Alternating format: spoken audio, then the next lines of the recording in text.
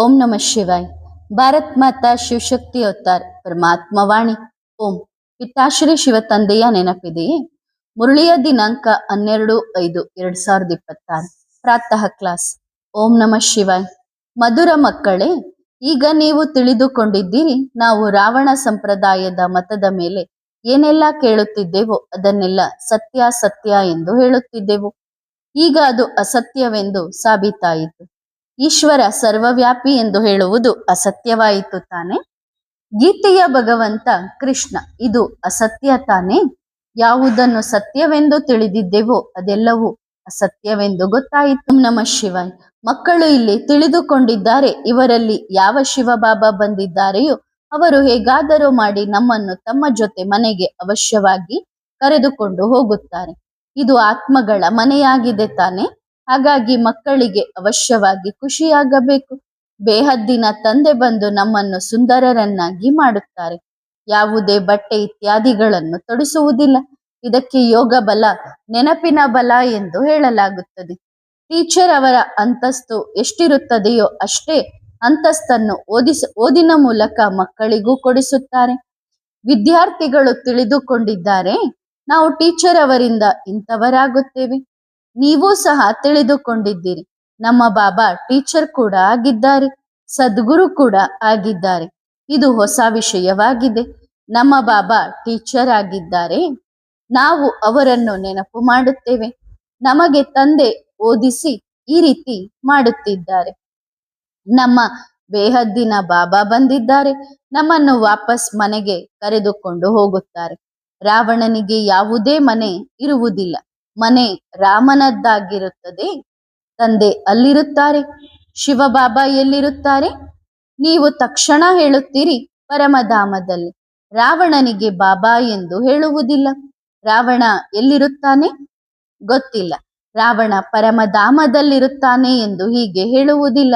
ಅಲ್ಲ, ಅವನಿಗೆ ಯಾವುದೇ ವಿಳಾಸವೇ ಇಲ್ಲದಂತಿದೆ, ಅಲೆಯುತ್ತಿರುತ್ತಾನೆ, ನಿಮಗೂ ಅಲೆದಾಡಿಸುತ್ತಾನೆ.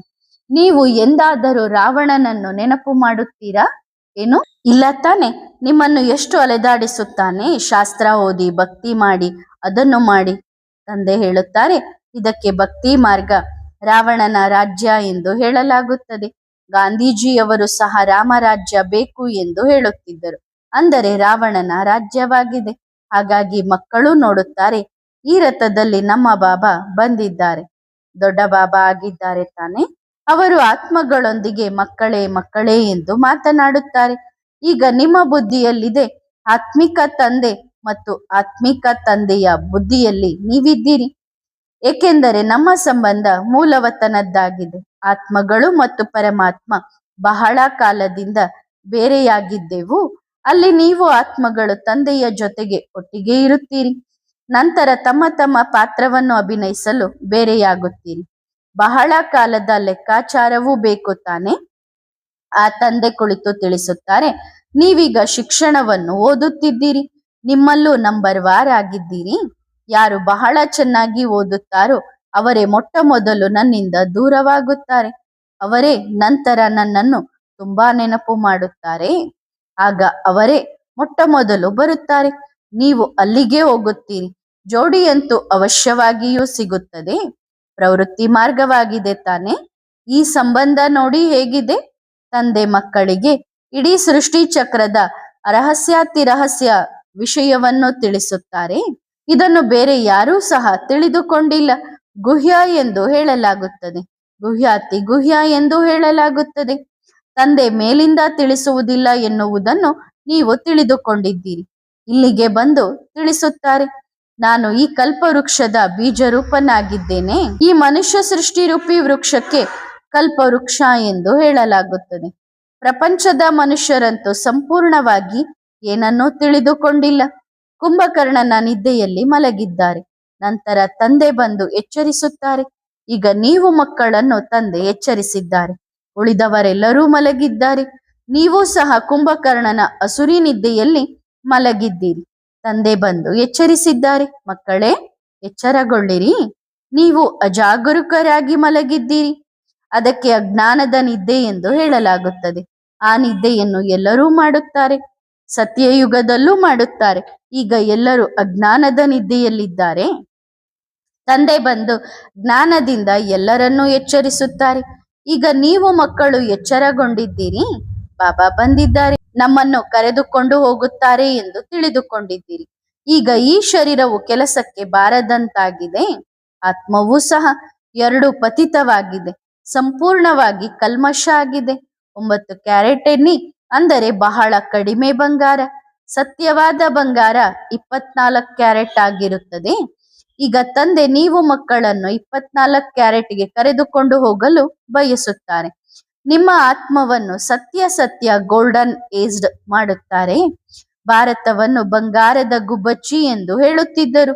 ಈಗ ಕಬ್ಬಿಣದ ಮಣ್ಣು ಹೆಂಚಿನ ಗುಬ್ಬಚ್ಚಿ ಎಂದು ಹೇಳುತ್ತಾರೆ. ಚೈತನ್ಯವಾಗಿದೆ ತಾನೆ. ಇದು ಅರ್ಥ ಮಾಡಿಕೊಳ್ಳುವ ವಿಷಯಗಳಾಗಿವೆ. ಹೇಗೆ ಆತ್ಮವನ್ನು ತಿಳಿದುಕೊಳ್ಳುತ್ತೀರೋ ಹಾಗೆ ತಂದೆಯನ್ನು ಸಹ ತಿಳಿದುಕೊಳ್ಳಬಹುದು. ಹೊಳೆಯುವ ನಕ್ಷತ್ರ ಎಂದು ಹೇಳುತ್ತಾರೆ. ಬಹಳ ಚಿಕ್ಕ ನಕ್ಷತ್ರವಾಗಿದೆ. ಡಾಕ್ಟರ್ ಇತ್ಯಾದಿಗಳು ನೋಡಲು ಪ್ರಯತ್ನಿಸುತ್ತಾರೆ, ಆದರೆ ದಿವ್ಯ ದೃಷ್ಟಿ ಇಲ್ಲದೆ ನೋಡಲು ಸಾಧ್ಯವಿಲ್ಲ. ಬಹಳ ಸೂಕ್ಷ್ಮವಾಗಿದೆ. ಕೆಲವರು ಕಣ್ಣುಗಳಿಂದ ಆತ್ಮ ಹೊರಟು ಹೋಯಿತು ಎನ್ನುತ್ತಾರೆ, ಕೆಲವರು ಬಾಯಿಂದ ಹೊರಟು ಹೋಯಿತು ಎನ್ನುತ್ತಾರೆ. ಆತ್ಮ ಹೊರಟು ಎಲ್ಲಿಗೆ ಹೋಗುತ್ತದೆ? ಬೇರೆಯವರ ಶರೀರದಲ್ಲಿ ಹೋಗಿ ಪ್ರವೇಶ ಮಾಡುತ್ತದೆ. ಈಗ ನಿಮ್ಮ ಆತ್ಮ ಮೇಲೆ ಶಾಂತಿಧಾಮಕ್ಕೆ ಹೋಗುತ್ತದೆ. ಇದು ಪಕ್ಕಾ ಗೊತ್ತಿದೆ. ತಂದೆಯೇ ಬಂದು ನಮ್ಮನ್ನು ಮನೆಗೆ ಕರೆದುಕೊಂಡು ಹೋಗುತ್ತಾರೆ. ಒಂದು ಕಡೆ ಕಲಿಯುಗಿಗಳಿದ್ದಾರೆ, ಇನ್ನೊಂದು ಕಡೆ ಸತಿಯುಗಿಗಳಿದ್ದಾರೆ. ಈಗ ನಾವು ಸಂಗಮದಲ್ಲಿ ನಿಂತಿದ್ದೇವೆ. ಆಶ್ಚರ್ಯವಾಗಿದೆ. ಇಲ್ಲಿ ಕೋಟ್ಯಾಂತರ ಮನುಷ್ಯರಿದ್ದಾರೆ ಮತ್ತು ಅಲ್ಲಿ ಕೇವಲ 9 ಲಕ್ಷ. ಏನಾಯಿತು? ವಿನಾಶವಾಗುತ್ತದೆ. ತಂದೆ ಬರುವುದೇ ಹೊಸ ಪ್ರಪಂಚದ ಸ್ಥಾಪನೆ ಮಾಡಲು. ಬ್ರಹ್ಮನ ಮೂಲಕ ಸ್ಥಾಪನೆಯಾಗುತ್ತದೆ ತಾನೆ. ನಂತರ ಪಾಲನೆಯೂ ಸಹ 2 ರೂಪದಲ್ಲಿ ಆಗುತ್ತದೆ. ಹಾಗಂತ 4 ಭುಜಗಳಿರುವ ಯಾವುದೇ ಮನುಷ್ಯರಿರುವುದಿಲ್ಲ. ಹಾಗಿದ್ದರೆ ಶೋಭಿಸುವುದೇ ಇಲ್ಲ, ಮಲಗಲು ಸಾಧ್ಯವಿಲ್ಲ.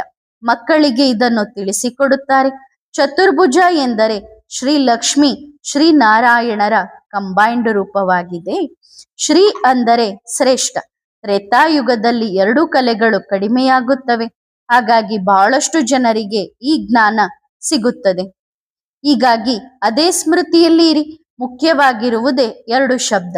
ತಂದೆಯನ್ನು ನೆನಪು ಮಾಡಿರಿ ಅಷ್ಟೇ. ಎಲ್ಲರಿಗೂ ತಂದೆ ಹೇಳುತ್ತಾರೆ, ಬೇಹದ್ದಿನ ಮಕ್ಕಳೇ, ಬೇಹದ್ದಿನ ಆತ್ಮಗಳೇ, ಸಾಲಿಗ್ರಾಮಗಳೇ, ತಂದೆಯನ್ನು ನೆನಪು ಮಾಡಿರಿ. ಬೇರೆ ಯಾರಿಗೂ ಇದು ಅರ್ಥವಾಗುವುದಿಲ್ಲ. ತಂದೆಯೇ ಪತಿತ ಪಾವನ ಸರ್ವಶಕ್ತಿವಾನಾಗಿದ್ದಾರೆ.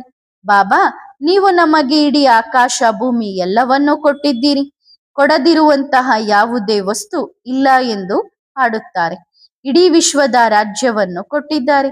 ಈ ಲಕ್ಷ್ಮೀನಾರಾಯಣರು ವಿಶ್ವದ ಮಾಲೀಕರಾಗಿದ್ದರು ಎಂದು ನೀವು ತಿಳಿದುಕೊಂಡಿದ್ದೀರಿ. ನಂತರ ನಾಟಕದ ಚಕ್ರ ತಿರುಗುತ್ತಲೇ ಇರುತ್ತದೆ. ನಂಬರ್ ವಾರ್ ಪುರುಷಾರ್ಥದ ಅನುಸಾರ ಸಂಪೂರ್ಣ ನಿರ್ವಿಕಾರಿಯಾಗಬೇಕು. ವಿಕಾರಿಯಿಂದ ನಿರ್ವಿಕಾರಿ, ನಿರ್ವಿಕಾರಿಯಿಂದ ವಿಕಾರಿ. ಈ 84 ಜನ್ಮಗಳ ಪಾತ್ರವನ್ನು ಲೆಕ್ಕವಿಲ್ಲದಷ್ಟು ಸಾರಿ ಅಭಿನಯಿಸಿದ್ದೀರಿ ಎನ್ನುವುದನ್ನು ನೀವು ತಿಳಿದುಕೊಂಡಿದ್ದೀರಿ. ಅದರ ಲೆಕ್ಕ ಮಾಡಲು ಸಾಧ್ಯವಿಲ್ಲ. ಆದಿಯ ಕುಮಾರಿಯರು ಸಹ ಲೆಕ್ಕ ಮಾಡುತ್ತಾರೆ. ಆದರೆ ಈ ತಮೋ ಪ್ರಧಾನದಿಂದ ಸತೋಪ್ರಧಾನ, ಸತೋಪ್ರಧಾನದಿಂದ ತಮೋ ಪ್ರಧಾನ ಆಗುತ್ತೀರೋ ಎಷ್ಟು ಬಾರಿ ಆಗಿದ್ದೀರಿ ಎನ್ನುವುದರ ಲೆಕ್ಕಾಚಾರವನ್ನು ತೆಗೆಯಲು ಸಾಧ್ಯವಿಲ್ಲ. ಬಾಬಾ ಹೇಳುತ್ತಾರೆ, ಇದು 5000 ವರ್ಷಗಳ ಚಕ್ರವಾಗಿದೆ. ಲಕ್ಷಾಂತರ ವರ್ಷಗಳ ವಿಷಯವಂತೂ ನೆನಪಿರಲು ಸಾಧ್ಯವಿಲ್ಲ. ಈಗ ನಿಮ್ಮಲ್ಲಿ ಜ್ಞಾನ ಧಾರಣೆಯಾಗುತ್ತದೆ. 3ನೇ ಜ್ಞಾನದ ನೇತ್ರ ಸಿಗುತ್ತದೆ. ಇದು ಮುಗಿದು ಹೋಗುತ್ತದೆ. ಈ ಕಣ್ಣುಗಳಿಂದ ನೀವು ಹಳೆಯ ಪ್ರಪಂಚವನ್ನು ನೋಡುತ್ತೀರಿ. ಸಿಗುವಂತಹ 3ನೇ ನೇತ್ರದಿಂದ ಹೊಸ ಪ್ರಪಂಚವನ್ನು ನೋಡಬೇಕು. ಈ ಪ್ರಪಂಚವಂತೂ ಯಾವುದೇ ಕೆಲಸಕ್ಕೆ ಬಾರದಂತಾಗಿದೆ. ಹಳೆಯ ಪ್ರಪಂಚವಾಗಿದೆ. ಹೊಸ ಪ್ರಪಂಚ ಮತ್ತು ಹಳೆಯ ಪ್ರಪಂಚದಲ್ಲಿ ಎಷ್ಟೊಂದು ವ್ಯತ್ಯಾಸವಿದೆ ನೋಡಿ. ನಾವೇ ಹೊಸ ಪ್ರಪಂಚದ ಮಾಲೀಕರಾಗಿದ್ದೆವು ಎಂದು ನೀವು ತಿಳಿದುಕೊಂಡಿದ್ದೀರಿ. ನಂತರ 84 ಜನ್ಮಗಳನ್ನು ತೆಗೆದುಕೊಳ್ಳುತ್ತಾ ಈ ರೀತಿ ಆಗಿದ್ದೇವೆ. ಇದನ್ನು ಬಹಳ ಚೆನ್ನಾಗಿ ನೆನಪಿಟ್ಟುಕೊಳ್ಳಬೇಕು ಮತ್ತು ನಂತರ ಬೇರೆಯವರಿಗೂ ತಿಳಿಸಬೇಕು. ನಾವು ಹೇಗೆ ಈ ರೀತಿ ಆಗುತ್ತೇವೆ ಎಂದು. ವಿಷ್ಣುವು ನಂತರ ಪುನರ್ಜನ್ಮ ತೆಗೆದುಕೊಳ್ಳುತ್ತಾ ಪತಿತರಾಗಿ ಬ್ರಹ್ಮ ಆಗುತ್ತಾರೆ. ನಂತರ ಬ್ರಹ್ಮಾಸು ವಿಷ್ಣು ಆಗುತ್ತಾರೆ. ಬ್ರಹ್ಮ ಮತ್ತು ವಿಷ್ಣುವಿನ ವ್ಯತ್ಯಾಸವನ್ನು ನೋಡುತ್ತೀರಿ ತಾನೆ? ವಿಷ್ಣು ಹೇಗೆ ಅಲಂಕೃತರಾಗಿ ಕುಳಿತಿದ್ದಾರೆ, ಬ್ರಹ್ಮ ಹೇಗೆ ಸಾಧಾರಣವಾಗಿ ಕುಳಿತಿದ್ದಾರೆ. ಈ ಬ್ರಹ್ಮ ಆ ವಿಷ್ಣು ಆಗುವವರಿದ್ದಾರೆ ಎಂದು ನೀವು ತಿಳಿದುಕೊಂಡಿದ್ದೀರಿ. ಇದನ್ನು ಯಾರಿಗಾದರೂ ತಿಳಿಸುವುದು ಬಹಳ ಸುಲಭ. ಬ್ರಹ್ಮ ವಿಷ್ಣು ಶಂಕರನಿಗೆ ಪರಸ್ಪರ ಏನು ಸಂಬಂಧವಿದೆ ಎಂದು, ಈ ವಿಷ್ಣುವಿನ ಎರಡು ರೂಪವೇ ಲಕ್ಷ್ಮೀ ನಾರಾಯಣರು ಎಂದು ನೀವು ತಿಳಿದುಕೊಂಡಿದ್ದೀರಿ. ಇದೇ ವಿಷ್ಣು ದೇವತೆ, ಸೊ ಬ್ರಹ್ಮ ಮನುಷ್ಯರಾಗುತ್ತಾರೆ. ಆ ವಿಷ್ಣು ಸತ್ಯಯುಗದವರಾಗಿದ್ದಾರೆ, ಬ್ರಹ್ಮ ಇಲ್ಲಿಯವರಾಗಿದ್ದಾರೆ. ಬ್ರಹ್ಮನಿಂದ ವಿಷ್ಣು ಆಗಲು ಸೆಕೆಂಡ್ ಹಿಡಿಯುತ್ತದೆ. ನಂತರ ವಿಷ್ಣುವಿನಿಂದ ಬ್ರಹ್ಮ ಆಗಲು 5000 ವರ್ಷಗಳು ಹಿಡಿಯುತ್ತವೆ ಎಂದು ತಂದೆ ತಿಳಿಸಿದ್ದಾರೆ. ತತತ್ವಂ, ಬ್ರಹ್ಮ ಒಬ್ಬರೇ ಆಗುವುದಿಲ್ಲ ತಾನೆ? ಈ ವಿಷಯಗಳನ್ನು ತಂದೆಯ ಹೊರತು ಬೇರೆ ಯಾರೂ ತಿಳಿಸಲು ಸಾಧ್ಯವಿಲ್ಲ. ಇಲ್ಲಿ ಯಾವುದೇ ಮನುಷ್ಯ ಗುರುವಿನ ಮಾತಲ್ಲ. ಅವರ ಗುರು ಸಹ ಶಿವಬಾಬಾ ಆಗಿದ್ದಾರೆ. ನೀವು ಬ್ರಾಹ್ಮಣರ ಗುರು ಸಹ ಶಿವಬಾಬಾ ಆಗಿದ್ದಾರೆ. ಅವರನ್ನೇ ಸದ್ಗುರು ಎಂದು ಹೇಳಲಾಗುತ್ತದೆ. ನೀವು ಮಕ್ಕಳು ಶಿವಬಾಬಾರವರನ್ನೇ ನೆನಪು ಮಾಡಬೇಕು. ಯಾರಿಗಾದರೂ ಇದನ್ನು ತಿಳಿಸುವುದು ಬಹಳ ಸುಲಭ. ಶಿವಬಾಬಾರವರನ್ನು ನೆನಪು ಮಾಡಿರಿ. ಶಿವಬಾಬಾ ಸ್ವರ್ಗ, ಹೊಸ ಪ್ರಪಂಚವನ್ನು ರಚಿಸುತ್ತಾರೆ. ಶ್ರೇಷ್ಠಾತಿ ಶ್ರೇಷ್ಠ ಭಗವಂತ ಶಿವನಾಗಿದ್ದಾರೆ. ಅವರು ನಮ್ಮೆಲ್ಲ ಆತ್ಮಗಳ ತಂದೆಯಾಗಿದ್ದಾರೆ. ಹಾಗಾಗಿ ಭಗವಂತ ಮಕ್ಕಳಿಗೆ ಹೇಳುತ್ತಾರೆ, ತಂದೆಯಾದ ನನ್ನನ್ನು ನೆನಪು ಮಾಡಿರಿ. ಎಷ್ಟೊಂದು ಸುಲಭವಾಗಿದೆ. ಮಗು ಹುಟ್ಟುತ್ತದೆ ಮತ್ತು ತಕ್ಷಣ ತಾಯಿ ತಾಯಿ ಎಂದು ಅವರ ಬಾಯಿಂದ ತನ್ನಿಂದ ತಾನೇ ಬರುತ್ತದೆ. ಅಂದ್ರೆ ಅಮ್ಮ ಅಮ್ಮ ಎಂದು ಆ ಮಗುವಿನ ಬಾಯಿಂದ ತನ್ನಷ್ಟಕ್ಕೆ ತಾನೇ ಬರುತ್ತದೆ. ತಾಯಿ ತಂದೆಯ ಹೊರತು ಬೇರೆ ಯಾರ ಬಳಿಯೂ ಆ ಮಗು ಹೋಗುವುದಿಲ್ಲ. ಹೌದು, ಯಾರಾದರೂ ಬಂದರೆ ಹೆದರುತ್ತದೆ, ಅದು ಬೇರೆ ಮಾತು. ತಾಯಿ ಮತ್ತು ತಂದೆ ಇಬ್ಬರ ಆಟವಾಗಿದೆ ತಾನೆ. ಮೇಲ್ ಫಿಮೇಲ್, ನಂತರ ಆಮೇಲೆ ಇತರ ಸಂಬಂಧಿಕರು ಇತ್ಯಾದಿ ಇರುತ್ತಾರೆ. ಅದರಲ್ಲೂ ಜೋಡಿ ಜೋಡಿ ಇರುತ್ತಾರೆ. ಚಿಕ್ಕಪ್ಪ ಚಿಕ್ಕಮ್ಮ, ಸೋದರ ಮಾವ ಸೋದರತ್ತೆ, ಇಬ್ಬಿಬ್ಬರ ಆಟವಾಗಿದೆ ತಾನೆ. ಮೊದಲು ಕುಮಾರಿಯಾಗಿರುತ್ತಾಳೆ. ನಂತರ ದೊಡ್ಡವಳಾದಾಗ ಕೆಲವರು ಅವಳನ್ನು ಚಿಕ್ಕಮ್ಮ ಎನ್ನುತ್ತಾರೆ, ಕೆಲವರು ಸೋದರತ್ತೆ ಎನ್ನುತ್ತಾರೆ. ಈಗ ತಂದೆ ನಿಮಗೆ ತಿಳಿಸುತ್ತಾರೆ, ನೀವೆಲ್ಲರೂ ಸಹೋದರ ಸಹೋದರಿಯರಾಗಿದ್ದೀರಿ ಅಷ್ಟೇ. ಉಳಿದೆಲ್ಲ ಸಂಬಂಧಗಳನ್ನು ಕ್ಯಾನ್ಸಲ್ ಮಾಡಬೇಕು. ಸಹೋದರ ಸಹೋದರ ಎಂದು ತಿಳಿದುಕೊಂಡರೆ ಒಬ್ಬ ತಂದೆಯನ್ನು ನೆನಪು ಮಾಡುತ್ತೀರಿ. ತಂದೆಯೂ ಸಹ ಹೇಳುತ್ತಾರೆ, ಮಕ್ಕಳೇ, ಒಬ್ಬ ತಂದೆಯಾದ ನನ್ನನ್ನು ನೆನಪು ಮಾಡಿರಿ. ಎಷ್ಟೊಂದು ದೊಡ್ಡ ಬೇಹದ್ದಿನ ತಂದೆಯಾಗಿದ್ದಾರೆ. ಆ ದೊಡ್ಡ ತಂದೆ ನಿಮಗೆ ಬೇಹದ್ದಿನ ಆಸ್ತಿಯನ್ನು ಕೊಡಲು ಬಂದಿದ್ದಾರೆ. ಗಳಿಗೆ ಗಳಿಗೆಗೂ ಹೇಳುತ್ತಾರೆ, ಮನ್ಮನಾಭವ. ತಮ್ಮನ್ನು ಆತ್ಮ ಎಂದು ತಿಳಿದು ತಂದೆಯನ್ನು ನೆನಪು ಮಾಡಿರಿ. ಈ ಮಾತನ್ನು ಮರೆಯಬೇಡಿರಿ. ದೇಹಾಭಿಮಾನದಿಂದಲೇ ತಪ್ಪಾಗುತ್ತದೆ. ಮೊಟ್ಟ ಮೊದಲು ತಮ್ಮನ್ನು ಆತ್ಮ ಎಂದು ತಿಳಿದುಕೊಳ್ಳಬೇಕು. ನಾವು ಆತ್ಮ ಸಾಲಿಗ್ರಾಮಗಳಾಗಿದ್ದೇವೆ. ತಂದೆಯನ್ನೇ ನೆನಪು ಮಾಡಬೇಕು. ನಾನು ಪತಿತ ಪಾವನನಾಗಿದ್ದೇನೆ ಎಂದು ತಂದೆ ತಿಳಿಸಿದ್ದಾರೆ. ನನ್ನನ್ನು ನೆನಪು ಮಾಡುವುದರಿಂದ ನಿಮ್ಮ ಬ್ಯಾಟರಿ ಏನು ಖಾಲಿಯಾಗಿದೆಯೋ ಅದು ಭರ್ಪೂರಾಗಿ ಸತೋಪ್ರಧಾನವಾಗುತ್ತದೆ. ನೀರಿನ ಗಂಗೆಯಲ್ಲಂತೂ ಜನ್ಮ ಜನ್ಮಾಂತರ ಮುಳುಗಿದ್ದೀರಿ, ಪಾವನರಾಗಲು ಸಾಧ್ಯವಾಗಲಿಲ್ಲ. ನೀರು ಹೇಗೆ ಪತಿತ ಪಾವನಿಯಾಗಲು ಸಾಧ್ಯ? ಜ್ಞಾನದಿಂದಲೇ ಸದ್ಗತಿಯಾಗುತ್ತದೆ. ನೀರಿನಿಂದ ಹೇಗೆ ಸದ್ಗತಿಯಾಗುತ್ತದೆ? ಬಹಳ ತಿಳುವಳಿಕೆ ಇಲ್ಲದವರಾಗಿದ್ದಾರೆ. ಈಗ ನೀವು ತಿಳಿದುಕೊಂಡಿದ್ದೀರಿ.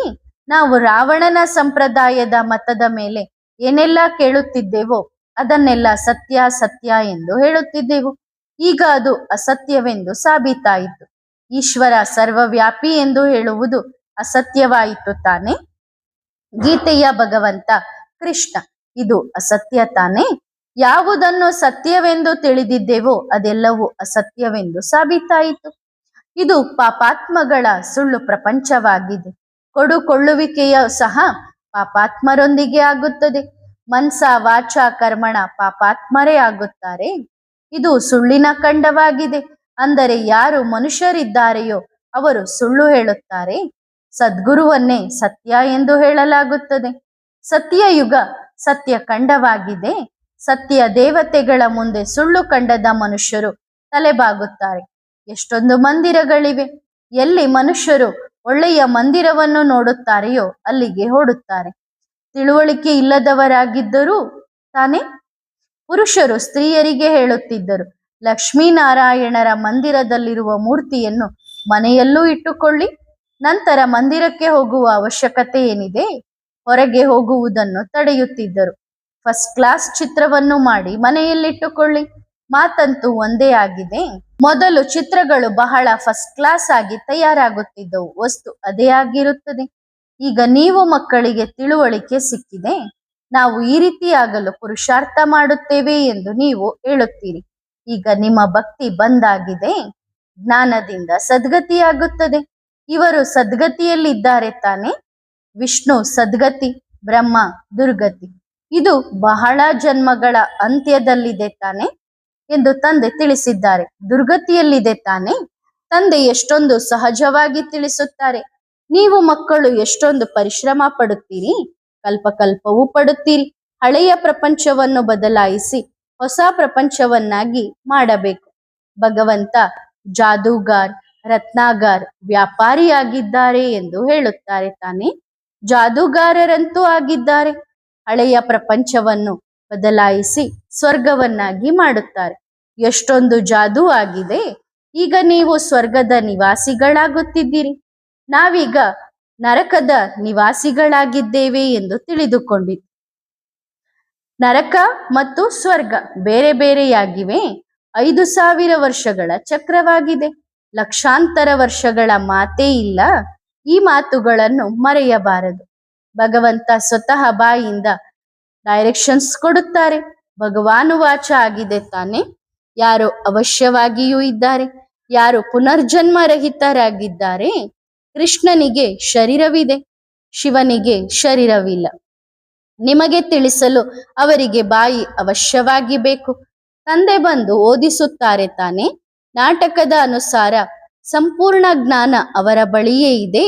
ಅವರು ಇಡೀ ಕಲ್ಪದಲ್ಲಿ ಒಂದು ಸಾರಿ ಬರುತ್ತಾರೆ, ದುಃಖಧಾಮವನ್ನು ಸುಖಧಾಮವನ್ನಾಗಿ ಮಾಡಲು. ಸುಖ ಶಾಂತಿಯ ಆಸ್ತಿ ಅವಶ್ಯವಾಗಿ ತಂದೆಯಿಂದಲೇ ಸಿಕ್ಕಿದೆ.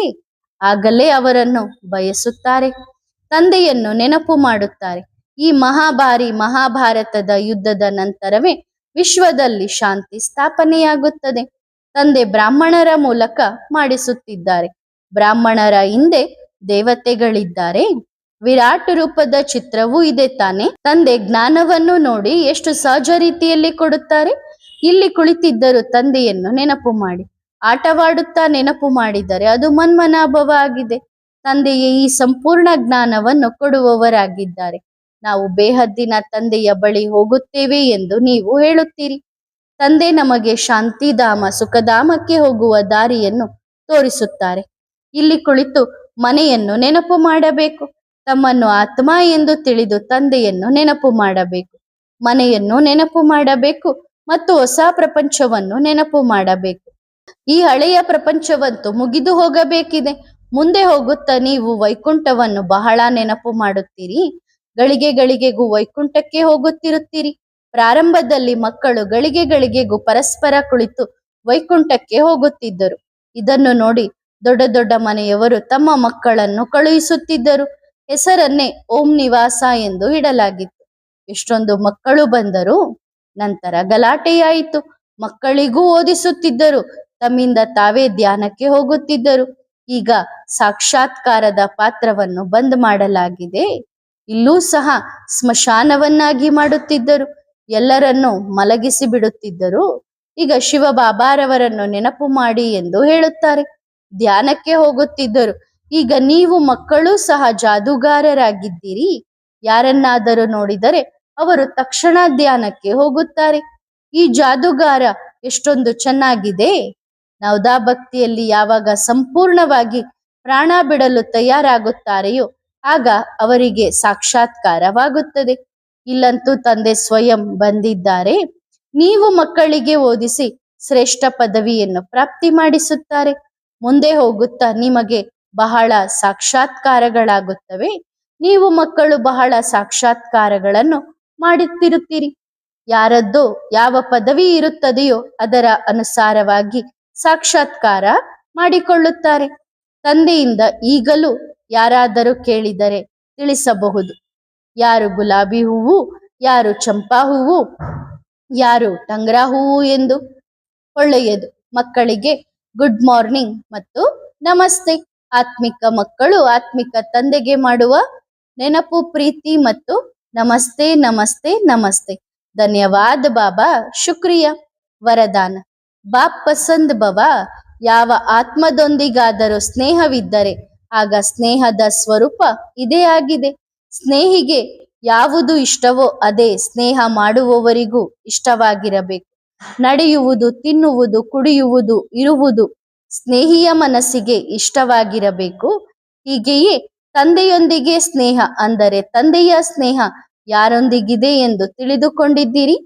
ತಂದೆಗೆ ಸದಾ ಏನು ಇಷ್ಟ? ತಮ್ಮ ಮನಸ್ಸಿಗೆ ಇಷ್ಟವಾದುದಲ್ಲ, ಆದರೆ ಸ್ನೇಹಿ ತಂದೆಯ ಮನಸ್ಸಿಗೆ ಇಷ್ಟವಾಗಿರಬೇಕು. ಹಾಗಾಗಿ ಸದಾ ಯಾವುದೇ ಸಂಕಲ್ಪ ಮಾಡಿದರೂ ಅಥವಾ ಕರ್ಮ ಮಾಡಿದರೂ ಮೊದಲು ಇದನ್ನು ಯೋಚಿಸಿ, ಇದು ಸ್ನೇಹಿ ತಂದೆಯ ಮನಸ್ಸಿಗೆ ಇಷ್ಟವಾಗಿದೆಯೇ? ಒಂದು ವೇಳೆ ತಂದೆಗೆ ಇಷ್ಟವಿಲ್ಲವೆಂದರೆ ಜನರಿಗೂ ಇಷ್ಟವಾಗುವುದಿಲ್ಲ. ಹಾಗಾಗಿ ಕೇವಲ ಇಷ್ಟೇ ಮಾತಾಗಿದೆ, ಸ್ನೇಹಿಯ ಇಷ್ಟದಂತೆ ನಡೆಯುವುದು. ಇಷ್ಟು ರಿಟರ್ನ್ ಸದಾ ಕೊಡಬಹುದು ತಾನೆ? ಇದೇ ಸಂಕಲ್ಪ ಮಾಡಿ, ಯಾವುದು ತಂದೆಗೆ ಇಷ್ಟವೋ ಅದೇ ನನ್ನ ಇಷ್ಟ. ಸದಾ ಬಾಪ್ ಪಸಂದ್, ಲೋಕ ಪಸಂದ್ ಆಗಿರಿ. ಒಳ್ಳೆಯದು. ಓಂ ನಮಃ ಶಿವಾಯ.